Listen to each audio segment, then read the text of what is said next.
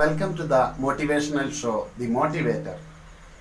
ഞാനിപ്പോൾ ഇടുക്കി ജില്ലയിലാണ്, Calvary mount എന്ന സ്ഥലത്താണ്. ഇതൊരു ടൂറിസ്റ്റ് സ്പോട്ടാണ്, നല്ല തണുപ്പൊക്കെയുള്ള നല്ലൊരു സ്ഥലം. ഇന്നലെ ഇങ്ങോട്ട് വരുന്ന വഴി പല സ്ഥലങ്ങളിലും പോവുകയുണ്ടായി. കഴിഞ്ഞ മഹാപ്രളയത്തിൽ പ്രകൃതി ദുരന്തം വിതച്ച സ്ഥലങ്ങളിലൂടെ കുളമാവ് തൊട്ട് ഇങ്ങോട്ട് പല സ്ഥലങ്ങളിലും ഒത്തിരിയേറെ സ്ഥലങ്ങളിൽ ഉരുളുപൊട്ടലൊക്കെ കണ്ടു. അതിൻ്റെയൊക്കെ മണ്ണും കല്ലും ഒക്കെ ഇപ്പോഴും ഇവിടെ കിടപ്പുണ്ട്. അപ്പം അങ്ങനെ ഇരിക്കുകയാണ് ഉപ്പുതോട് എന്ന് പറഞ്ഞ സ്ഥലത്തേക്ക് ഇന്നലെ പോയത്. കേരളത്തിലെ തന്നെ ഏറ്റവും വലിയ ഉരുളുപൊട്ടലുണ്ടായ ഒരു സ്ഥലമാണ് ഉപ്പുതോട്. വലിയ ഒരു മല തന്നെ അടർന്ന് താഴേക്ക് പതിക്കുകയാണ് ചെയ്തത്. അതിലെ ആ മല അടർന്ന് താഴേക്ക് പതിച്ച് അവിടെ ഉണ്ടായിരുന്ന ഒരു വീട്ടിലെ ഒരു അംഗൻവാടി ടീച്ചറും ആ ടീച്ചറിൻ്റെ ഭർത്താവും മകനും ഉൾപ്പെടെ മരിച്ചു. ആ ടീച്ചറിൻ്റെ ബോഡി പോലും ഇതുവരെ തിരിച്ച് കിട്ടിയിട്ടില്ല. ഒരു കൈ മാത്രമാണ് കിട്ടിയത്. മറ്റൊരു വീട്ടിലെ ഒരു കുട്ടിയും മരിച്ചു. പല വീടുകളും തകർന്നു. ഒരു വീടിൻ്റെ ഒരു പകുതിയോളം ഭാഗം തകർന്നു പോയി. എനിക്ക് പരിചയമുണ്ടായിരുന്ന ഒരു വീട്ടുകാർ കൂടിയാണത്. അതിൻ്റെ പകുതിയോളം ഭാഗം, ആ വീട്ടിൽ വേറെ ആൾക്കാരുണ്ടായിരുന്നു, പകുതിയോളം ഭാഗത്ത് മണ്ണും വലിയ ശബ്ദത്തോടെ, ഹുങ്കാര ശബ്ദത്തോടെ മണ്ണും പാറക്കല്ലുകളും മരങ്ങളും എല്ലാം കൂടെ ഇരച്ചു വന്നു. വലിയൊരു ഭാഗത്തെ തന്നെ വലിയൊരു മല അടർന്നു വീണത്. അവർ പറഞ്ഞൊരു കാര്യം, ഈ ഉരുളുപൊട്ടലിൽ വെള്ളമില്ലായിരുന്നു, ചെളിയും മറ്റുമൊക്കെ ആയിരുന്നു ഇതിൽ വന്നത്. അതിഭയങ്കരമായ ഒരു കാഴ്ചയാണ് അത് നേരിട്ട് കാണുമ്പോൾ. നമ്മൾ ഈ ഒരു ടോക്കിൻ്റെ ഒപ്പമുള്ള വീഡിയോയിൽ അതുകൂടെ ഉൾപ്പെടുത്തിയിട്ടുണ്ട് അവിടുത്തെ ഇപ്പോഴത്തെ കാഴ്ച.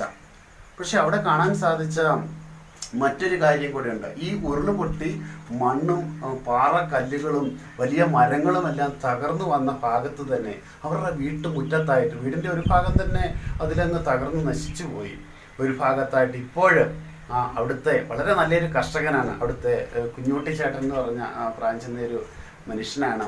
അദ്ദേഹം അവിടെ ചില പയർ തൈകൾ നട്ടിരിക്കുന്നു. ഈ വലിയ മഹാപ്രളയത്തിന് ശേഷം ആ ഉരുളുപൊട്ടി മണ്ണ് വന്ന ഭാഗത്ത് പയറിൻ്റെ ഏതാനും ചില ചെടികൾ നട്ടു വളർത്തി അത് വളരാൻ വേണ്ടിയിട്ട് അതിന് ചുറ്റും ചെറിയ കമ്പുകൾ കൊണ്ട് ചെറിയ ഒരു പ്രൊട്ടക്ഷൻ തീർത്തിരിക്കുന്നു. വലിയൊരു പാഠമാണ് നമ്മളുടെ ജീവിതത്തിൽ ആ ചെറിയ പയർ ചെടികൾ കണ്ടപ്പോൾ മനസ്സിലാക്കാനായിട്ട് മനസ്സിലേക്ക് വന്നത്.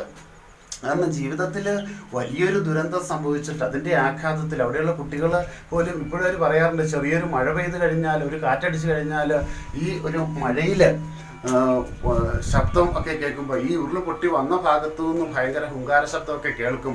അവിടെയുള്ള കുട്ടികൾ ഇപ്പോഴും ഭയങ്കര പേടിയിൽ, അന്നത്തെ ആ ഒരു ദുരന്തത്തിൻ്റെ ആ ഒരു ഭയം ഇപ്പോഴും അവരുടെ മനസ്സിലുണ്ട്. പോസ്റ്റ് ട്രോമാറ്റിക് സ്ട്രെസ് ഡിസോർഡർ എന്ന് സൈക്കോളജി പറയാറുണ്ട്. അങ്ങനെ ഒരു ഭീതി കലർന്ന ആ ഒരു അവസ്ഥയിലും ജീവിതത്തിലെ വലിയൊരു നഷ്ടം സംഭവിച്ച ഒരു ഷോക്കിംഗ് ആയിട്ടുള്ള ഒരു ഇൻസിഡൻറ്റിന് ശേഷവും പുതിയൊരു ജീവിതത്തിലേക്ക് പ്രതീക്ഷ പിച്ച വയ്ക്കുകയാണ് ആ പയറ് ചെടികളിലൂടെ. ജീവിതത്തിൽ എല്ലാം നഷ്ടപ്പെട്ടാലും പിന്നീടും നമുക്ക് ഒരു പുതിയ തുടക്കമിടാനുള്ള ഒരു ഊർജം പകർന്നു തരികയാണ് അത് ചെയ്യുന്നത്. നമ്മളുടെ ജീവിതത്തിലും ഈ ഒരു മനോഭാവം നമുക്കുണ്ടെങ്കിൽ തകർച്ചയിൽ, മരുഭൂമിയിൽ നമുക്ക് മരുപ്പച്ചകൾ കാണാൻ സാധിക്കും. തകർന്ന അവസ്ഥയിലും നമുക്ക് പ്രതീക്ഷകൾ മനസ്സിൽ കൊണ്ടുവരാൻ സാധിക്കും. നമ്മളുടെ ജീവിതത്തിൽ ചിലപ്പോൾ രോഗങ്ങളാകാം, അപമാനങ്ങളാകാം, കടബാധ്യതകളാകാം, നഷ്ടങ്ങളാകാം, മറ്റേത് തരത്തിലുള്ള ജോലി നഷ്ടമാകാം, പ്രിയപ്പെട്ടവരുടെ വിയോഗമാകാം. ഏതവസ്ഥയിൽ നിന്നും സാധാരണ അവസ്ഥയിലേക്ക് വരാൻ നമുക്ക് ആദ്യം വേണ്ടത് പ്രതീക്ഷയാണ്. നമ്മളുടെ മനസ്സിൽ പ്രതീക്ഷ നമുക്ക് വേണമെങ്കിൽ ആദ്യമായിട്ട് നമ്മളുടെ ഹൃദയം ശാന്തമാകണം. ഹൃദയത്തിൽ ഈശ്വരൻ്റെ ഒരു സാന്നിധ്യം ഉണ്ടാകണം. എങ്കിൽ മാത്രമേ നമുക്കവിടെ പ്രതീക്ഷ ഉണ്ടാക്കുവാനായിട്ട് സാധിക്കുകയുള്ളൂ. അതല്ല എങ്കിൽ നമ്മളെപ്പോഴും ചിന്തിക്കുന്നത് നമ്മളുടെ സാധ്യതകൾ എന്തൊക്കെയാണ്, എൻ്റെ സാഹചര്യങ്ങളിൽ എനിക്ക് ആശ്രയിക്കാൻ പറ്റുന്ന എന്തൊക്കെയാണ്. ഇങ്ങനെയൊക്കെ നമ്മൾ ചിന്തിച്ച് കഴിയുമ്പോൾ നമ്മൾക്ക് വളരെ പരിമിതമായിരിക്കും.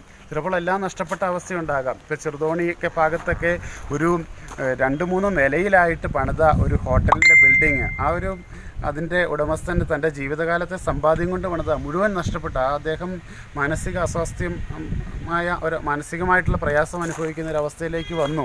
ജീവിതത്തിൽ എല്ലാം നഷ്ടപ്പെട്ട ഒരവസ്ഥയിൽ. പക്ഷേ ഓർക്കുക, നമ്മൾ ഈശ്വരനിൽ ആശ്രയിച്ചുകൊണ്ട് നമ്മളുടെ ജീവിതത്തെ ശരിയായ വഴിയിലൂടെ നമ്മൾ പ്രവർത്തിക്കാനായിട്ട് തയ്യാറായാൽ അലസമായിട്ടിരുന്നുകൊണ്ട് ഒരു പ്രയോജനവുമില്ല, നിരാശയിലേക്ക് പോയതുകൊണ്ട് ഒരു പ്രയോജനവുമില്ല, നമ്മളുടെ ജീവിതത്തിൽ ഒരു മാറ്റവും സംഭവിക്കുകയില്ല. നിഷ്ക്രിയമായിട്ടിരുന്നുകൊണ്ട് ഒരു മാറ്റവും സംഭവിക്കുകയില്ല. അല്പം പ്രവർത്തിക്കാനുള്ള ഒരു ചെറിയ ഊർജം നമ്മളുടെ ജീവിതത്തിലേക്ക് കൊണ്ടുവരിക, ഈശ്വരനിൽ ആശ്രയിക്കുക, ചെറിയ രീതിയിലെങ്കിലും തുടക്കമിടുക, ചെറിയ രീതിയിൽ മാറ്റത്തിന് തയ്യാറാവുക. അങ്ങനെ ചെറിയ ചെറിയ മാറ്റങ്ങളിലൂടെ വലിയ വലിയ ഉയരങ്ങളിലേക്ക് നമുക്ക് ചെന്നെത്താൻ സാധിക്കും. തകർച്ചയിൽ നിന്ന് പ്രതീക്ഷകളിലൂടെ കടന്നു വരാനായിട്ട് സാധിക്കും.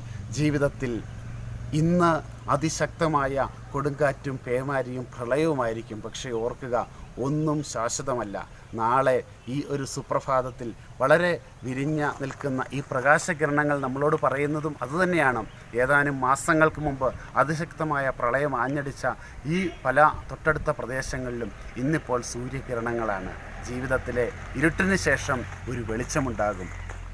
നമ്മളുടെ ജീവിതത്തിൽ ഒരു അസ്തമയത്തിന് ശേഷം ഒരു സൂര്യോദയമുണ്ടാകും. പ്രതീക്ഷയോടുകൂടി ആയിരിക്കാം. പ്രതീക്ഷയുടെ പുതുനാമ്പുകൾ നമ്മളുടെ ജീവിതത്തിലും വിടരട്ടെ. ജീവിതത്തിലെ തകർച്ചകളിൽ, അപമാനങ്ങളിൽ, ദുഃഖങ്ങളിൽ, വേദനകളിൽ, രോഗങ്ങളിൽ നമുക്ക് മനസ്സിൽ പ്രതീക്ഷകൾ നിറയ്ക്കാം. ഈശ്വരനിൽ ആശ്രയിക്കാം. അവിടെ തകർച്ചകളിൽ നിന്ന് നമ്മളെ ഉയർച്ചകളിലേക്ക് ഈശ്വരൻ നയിക്കും. നന്ദി, നമസ്കാരം.